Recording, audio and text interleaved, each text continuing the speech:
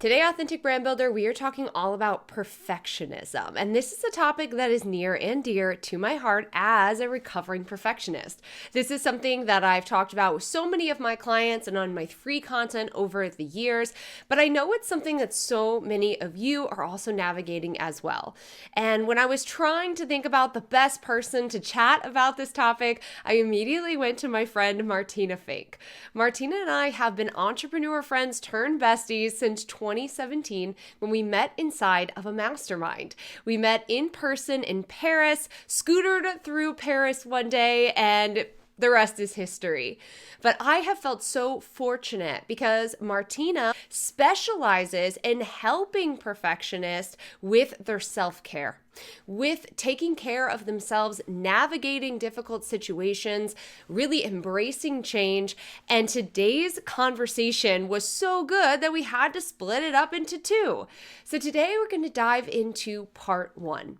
Together, Martina and I talk more about showing up in the online space as a perfectionist, really trusting yourself, listening to your voice and your intuition, even when you're afraid to fail. And we also dive into taking really big chances as entrepreneurs and as women. Now, not only is Martina one of my absolute best friends, but she is also a certified health coach, an ecstatic DJ, which I'm so excited for you to hear about her journey in taking this step. And she helps high achievers like myself trust themselves, overcome overwhelm, and feel light and free in their body. She is an absolute genius when it comes to simplifying things like self-care, and her ultimate goal is to help you find emotional peace, have a life outside of work, and glow from the inside out. She's a major advocate for teaching women how to fill their cup first so they can show up better in the world. And I have felt so fortunate to have her as my friend all of these years as an entrepreneur. And for you to kind of be a fly on the wall as we talk about my own journey, her journey, and she is dishing out all of the freaking tips to get you started in trusting yourself as a perfectionist and as an entrepreneur. With that, we are going to jump into today's episode. We have linked all the ways that you can get in touch with Martina in the show notes over at brandmary.com, as well as under the YouTube video if you are catching us over on YouTube. But you can get everything that you need at martinafink.com, including a self-care planner for perfectionists. This is the Authentic Brand Builders Podcast with Michelle Knight. Hi, Martina. I'm so excited that you are here. As I mentioned in the intro, we have been friends for years, and I have been wanting to have you on the podcast. And I thought, right now is the perfect, air quote, time because we're going to talk all about perfectionism today and our journeys with perfectionism and what that ultimately means for listeners of the podcast and how do they build an authentic brand when they really are struggling with so many of the things you and I both know perfectionists struggle with. So I'm jazzed to get into it. But before we get into it, it's story time. And I would love for you to just share a little bit about your journey into entrepreneurship and, where you are today. Yeah, thank you. Thank you so much for having me. I'm really excited to share some of my perfectionist experiences with you, and hopefully some of your listeners can take away, some of the experiences that you and I have been through and the learnings that we have been able to apply to our own lives and brands. So officially, my entrepreneurship journey started more than 10 years ago. I was a full-time store manager at Apple, which I really loved. I enjoyed being in the team. I enjoyed working with people. I enjoyed organizing and planning, all the things perfectionists like to do. But there was a part of me that felt like something was missing in my life. I wonder, is this it? And my parents, both being musicians, just showed me that it's so important to do something that you love, right? We don't just want to have a job as like a task to fulfill every day. We want to do work that is meaningful and has a purpose and that somehow touches people. And so I took a course in makeup artistry just for fun, to have something creative on the side to balance out the whole, work life basically. And I really enjoyed that. I started teaching makeup workshops. I started a blog. on the side while I was still working full time. And then at some point I was like, this is really fun and I really like it, but I'm also working full time and I need to like find a solution. And I decided to quit my job. That was 9 years ago now, over 9 years ago, 10-year anniversary loading.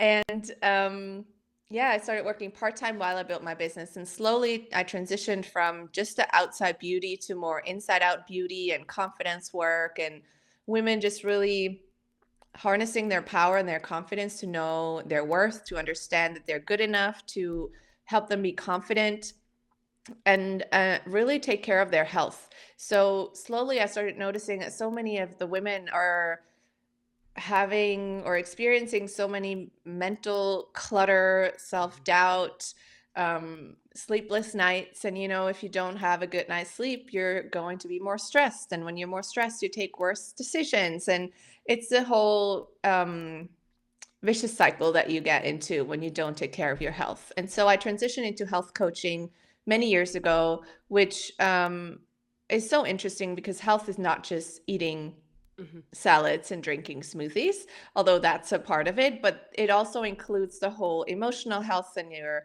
mental health and overall well-being, your relationships, the relationship you have with your job and the relationship you have with yourself. And so the whole holistic health concept is so powerful once you understand it. And it's also so easy. And over the course of working with women, I noticed so many of the women that I work with were perfectionists, and I noticed that I attracted these kind of people because that's what I used to be, right? And I used to be the perfect planner when it came to organizing the schedule of our team. And I used to have the perfect overview of what is pending and what is, I still have to work on and all the things. And so the self-doubt, the looking for validation, like all the things are things I have experienced myself. And I noticed I attracted clients who were struggling with these things. And so more and more, I started specializing in women, high achieving women who are perfectionists, who put everyone and everything else first and put themselves last. And I started helping them and creating, methods and frameworks and all the things to help them really simplify their self-care, make it really simple to put boundaries up between work and themselves, for their relationships. And so, yeah, and now we're here. Here we are. I obviously have benefited greatly from your friendship, but your coaching style, your ability to simplify complex situations or that feel complex to us, recovering perfectionists, your ability to simplify those and like talk through the next steps has always benefited me. And I know that so much of my audience, because like you said, you start to realize, whoa, I'm attracting a lot of people who have a similar background or share similarities. I would say probably 90% of my clients have straight out told me I struggle with perfectionism, because they see that in me. I talk about it openly in my story. And one of the things that I really want to dive into with you today is centered around the branding process, because that's the foundation. That's where we start here at Brand Mary. Who are we? How do we want to show up in the world? And I've just really noticed that so many of my clients, the perfectionists specifically, really struggle with identifying who they are and how they want to show up in the world. So I'd love to start there. Can you speak to maybe what that looks like for them, how that might be showing up for them, and what do we do about it? Okay, that's like a 2-hour conversation. Go but for it. Let's simplify it. Since you said I'm so good at that, let's simplify it. Let's do it. I think the first thing that is really important is you have to completely detach from what people expect from you, or even just what you think an entrepreneur in your area or in your field should look like. And the focus needs to go completely from the outside in. So when we live from the outside in, we are living a very unfulfilled, usually, life. We're always doing the things what others tell us to do. We're looking for outside validation. We're doing things so that we can please others.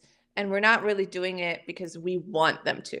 So the focus needs to shift completely from the outside to the inside. So how can you live from the inside out? How can you do things that you want to do, that excite you and that you love doing and that bring you joy? And once you have that, it's a completely different energy that you're bringing to the scenario. Yeah. So, okay, one thing you said, as someone who is, I feel like I've been through the process of a recovering perfectionist for, well, since I started my Ever. entrepreneurship. Forever. Forever. But since I started as an entrepreneur and realized, girl, you have some problems we need to work through. You said something that made me tense a little bit, honestly, where you were talking about, not worried about what others think. And I think so many of my clients and myself specifically, we were raised to think about what others think of us, to meet their expectations, to maybe even create expectations that aren't even there because we want to go above and beyond. So maybe how have you maybe navigated that, or one of your clients specifically, to start that process? Because I know for so many people listening, they're probably like, okay, sounds great. Let me just wake up tomorrow and not care. Yeah, it sounds easy. I want to say it is easy. Mm, Let's say it's simple. It may not be easy. Let's put love it it. that way. Yep. I think for me, if I think about my journey, it's been, I would say it's a year-long process. Very like variety of, how do you say that? Several Seasons. years, So many seasons. so many seasons. Um, and my perfectionism is rooted very deeply in my experience of being bullied as a child, of always wanting to fit in, always wanting to belong to the cool kids, to belong to the group.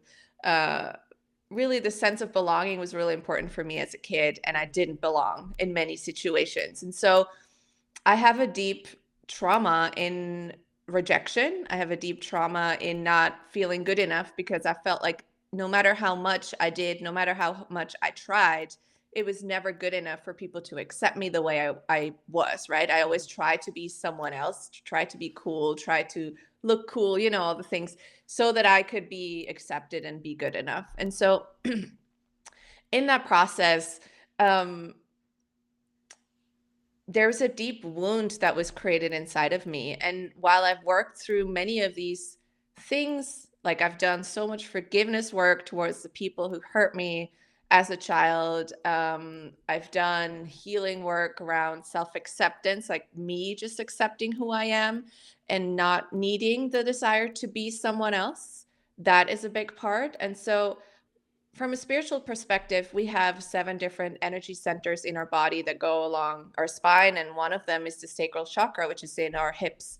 And the sacral chakra is an energy center that's all centered around worthiness, relationship, feeling good enough, connection, emotions, right? And so, as someone who was trying to please others constantly, I really struggled to express how I was feeling and what was going on inside of me. So I suppressed a lot of these emotions. And I had to do a lot of work around, first of all, accepting these emotions, no, like creating space for the feelings, right? Because there was so much grief, there was hurt, there was disappointment, frustration, anger, like all of these feelings were just stored in my energetic body over the decades, that I suppress them, not knowingly, right? We don't know that we do that. We believe that's a coping mechanism. For me as a child, it was to pretend that I was fine when I wasn't fine, just so nobody would see that I was actually hurting. And I believe a lot of this work was really, really key for me to accept who I am today, to allow parts of me in. And the interesting thing about this chakra in particular is that it's also the center of creativity and expression, self-expression. And so it has really helped me to tap into parts of myself that encompass the whole creativity. Like just recently, I attended a retreat to become an ecstatic dance DJ. And had you told me 5 years ago that I would do this, I would not have believed it.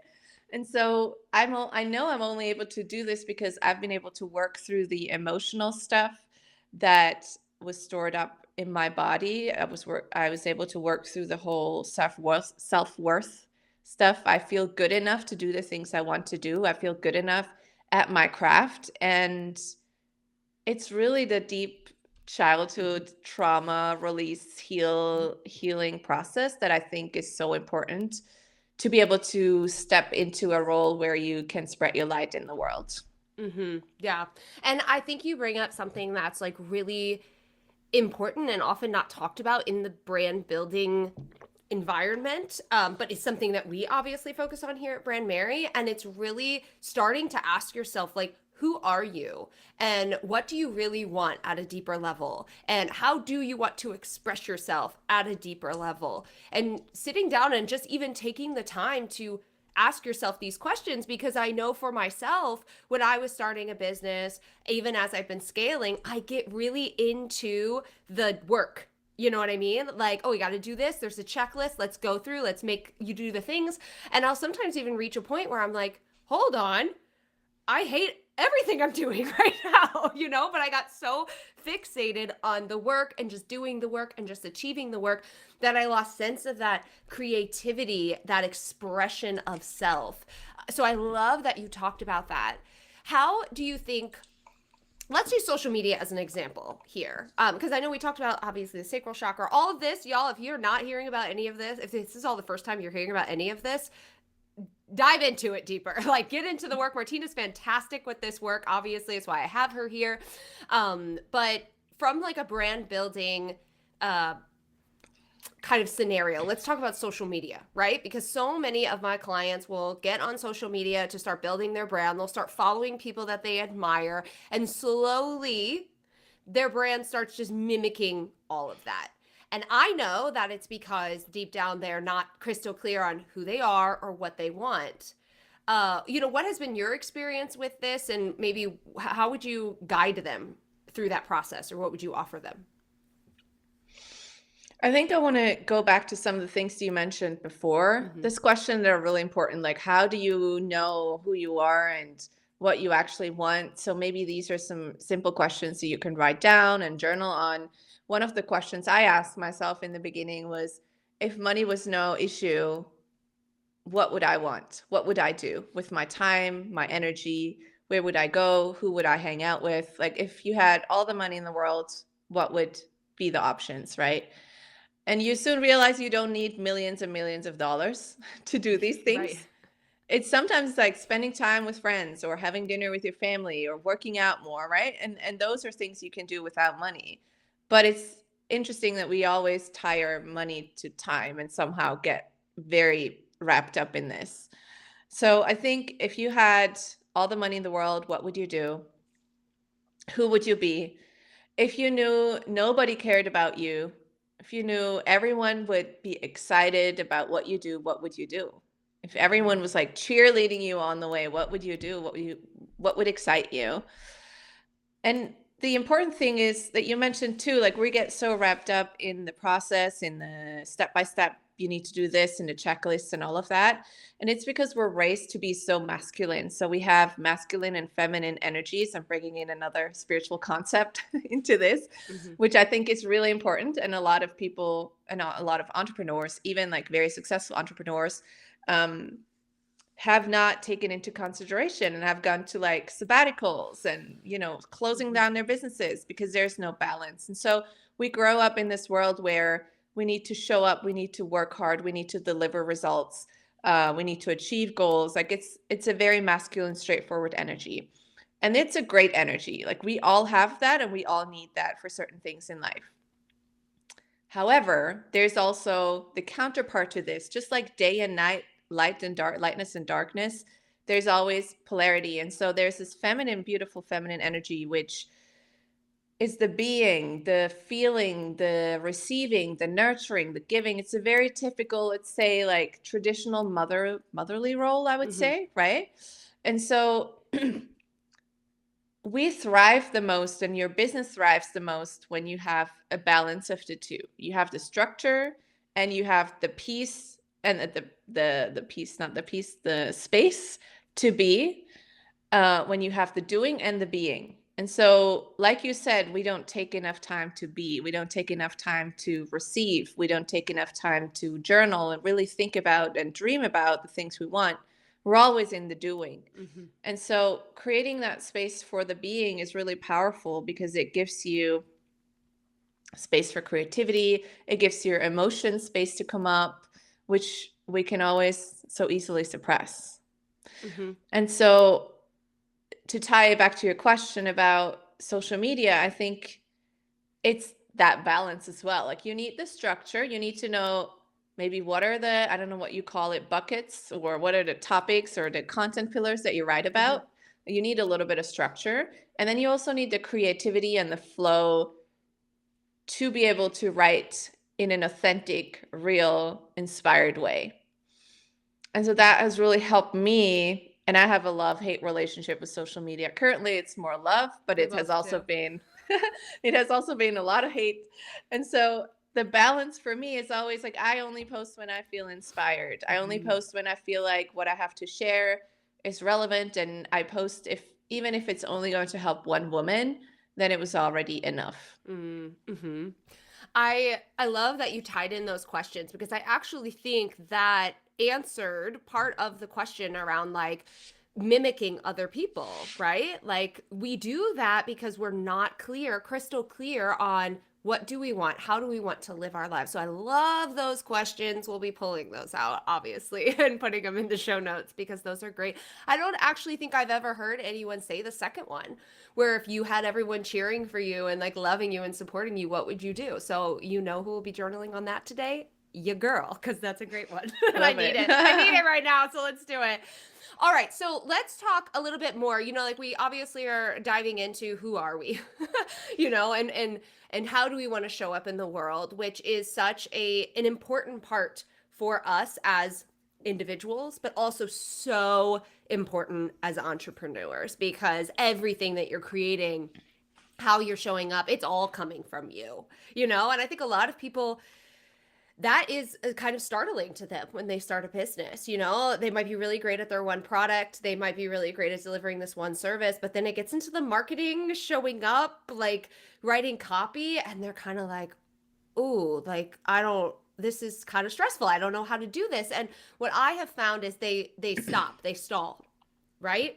They might have all the pieces in place, the foundation, they might have their social media set up, their websites done, but then it comes time to show up. It comes time to talk about what they provide. It comes time to talk about their offers, to make videos, and the action halts. And I know that this has been something that I have also struggled with in taking action for a fear of rejection, for a fear of what people will think. What would you tell a client if they were sitting here? What would you tell me? Let's pretend I'm your client. If they were stalled, if they really felt like, I don't know what's going on, I can't pinpoint it, I'm not inspired, I'm not feeling creative. Okay, I'm taking notes because I have a couple of things that I want to say about this. I love it. First off, I think when we are paralyzed, it's often because of a fear, like you said, like fear of rejection, fear of disappointing others, whatever it may be. So I think an important question to ask yourself in that position would be, what am I afraid of? What am I afraid of? What is the worst thing that could happen? Mm-hmm. Worst thing that could happen, I don't know, nobody responds, Right. nobody It's reads it, never as nobody big sees as we it. make it. Yeah. Or maybe the worst thing that could happen in your perception could be people are going to write hate comments or whatever. Like it's important to understand what the fear is and like look the fear in the eyes. I don't know if that's an expression, but Yeah. really like face it and know, okay, this is a fear. That's what I'm afraid of. And then you can work through that. Like you can ask yourself, where does that fear come from? Uh, just that's a whole other process to work through the fears, and it's rooted in childhood trauma. It's often rooted in past experiences where you did actually experience these things, not always but sometimes. So what are you afraid of, I think, is an important question to ask yourself. When you are paralyzed, I always, obviously I've been in the place like you as well when it comes to posting and not knowing whether I should or should not write about it or post it. I think I've always told myself it's better done than perfect, because once I realized that perfectionism was actually blocking me from doing the things or from publishing the things, I just found that sometimes it's better when it's done than me spending another 2 days or 2 hours or whatever on this. And yeah, so better than perfect is one thing that has really helped me. Another thing, when you're really feeling blocked and uninspired, I would really take the break. There is no point in you trying to force yourself to do something when you're really not feeling like it. I think we grow up, again, this masculine energy of like forcing ourselves to do certain things.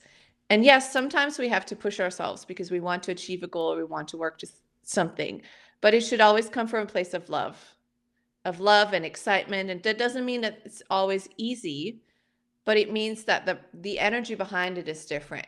When you force yourself to post something that you're not feeling inspired to post, the energy is just going to go through, your post. People are going to feel it. Whether you write something completely different, the energy is always going to go into it. And so it's really powerful to take the break and to say, you know what? I'm not inspired.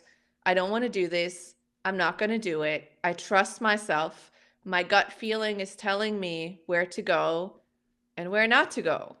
And as long as I don't feel inspired and excited to do something, I'm simply not going to do it.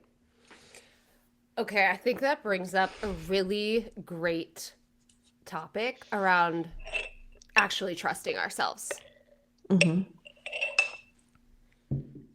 Actually trusting that we are making the best decision for us, or even trusting intuition, instinct, whatever you want to call it, that, well, let me try this thing and see if it works. And that's something that I've really had to fall in love with over the past few years. I actually just recorded a podcast episode on kind of my content strategy journey, and I called it my boss babe era. You remember it, I'm sure. It was like 2020, you're like laughing, 2021 to 2022, when it was just like, do it, make it happen, go, go, go, go, go. And then hitting a moment where I was like, okay, I don't like this. I don't feel creative. I don't feel lit up. And my instincts were telling me to try something new and to play a little bit more, to experiment. And that's something that I've really had to embrace over the last few years, which I have found has actually led to more inspiration, because I trust myself that like I'm making the right choice. Stop doing this, do this instead. How the heck do we trust ourselves? Sorry to leave you hanging, but that wraps up part 1 of my conversation with Martina. As you can see, the next part of this conversation really dives into trusting yourself and some of the things that she shares on navigating if something is a heck yes decision and following your moral compass were huge for me, and I know they're going to be massive for you as well. So join me next week as we wrap up our conversation with part 2 here on the Authentic Brand Builders podcast.